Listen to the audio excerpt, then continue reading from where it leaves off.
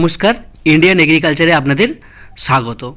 তো এই যে দেখছেন মাঠে তলা বীজ বোনা হয়েছে, এই বীজগুলোকে আমাদের এখানে কিন্তু এইভাবে ত্রিপল দিয়ে ঢেকে দিতে হয়েছে। তার কারণ একটাই যে অত্যাধিক ঠান্ডার কারণে বীজতলার চারা নষ্ট হয়ে যাচ্ছে এবং চুঁয়ে যাচ্ছে, মানে এই কুয়াশাতে চুঁয়ে যাচ্ছে এবং সঙ্গে কি হচ্ছে, বীজতলাগুলো পচে নষ্ট হয়ে যাচ্ছে। সেই কারণে প্রত্যেক চাষি আমাদের এখানকার সবাই কিন্তু এই বীজতলাগুলোকে ঢেকে দিয়েছে। গাছগুলো একটু বড় হয়ে যাওয়ার পর তারপর ঢাকাটা খোলা হচ্ছে, কিন্তু খোলা হওয়ার পরেও গাছের যে খুব গ্রোথ তা কিন্তু নয়।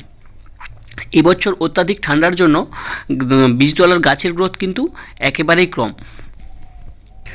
ওই যে দূরে দেখতে পাচ্ছেন ওই বীজতলাগুলো কিন্তু ঢাকা দেওয়া ছিল, ওগুলো আগে ফেলা হয়েছে, সেই কারণে একটু আগে খুলে দেওয়া হয়েছে। এই জমিটা পরে ফেলা হয়েছে, সেই কারণে পরে খোলা হবে 2-1 দিনের মধ্যেই।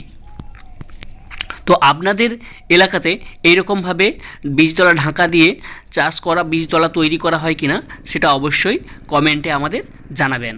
আর এই দেখুন বীজতলাটা খুলে দেওয়া হয়েছে, বীজতলার পরে খুলে দেওয়ার পরে দেখুন কত সুন্দর আছে গাছগুলো। দেখুন এই দিকের গাছগুলো বীজতলা খুলে দেওয়ার পর, মানে ঢাকা খুলে দেওয়ার পর গাছগুলো লাল হয়ে গেছে, কিন্তু এইটা দেখুন পরে খোলা হয়েছে, খোলার পর দেখুন বীজতলাটা কেমন সবুজ আছে এবং গাছগুলোর গ্রোথ ভালো আছে।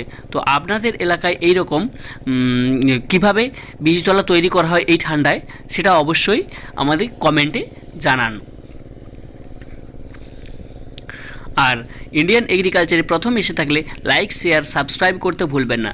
দেখা হচ্ছে নেক্সট কোনো চাষের আপডেট নিয়ে। ততদিন সবাই ভালো থাকুন, সুস্থ থাকুন, সবাইকে ভালো রাখুন। যাওয়ার আগে চ্যানেলটাকে সাবস্ক্রাইব করে দিয়ে যান, যাতে পরের ভিডিওগুলো আপনি দেখতে পারেন।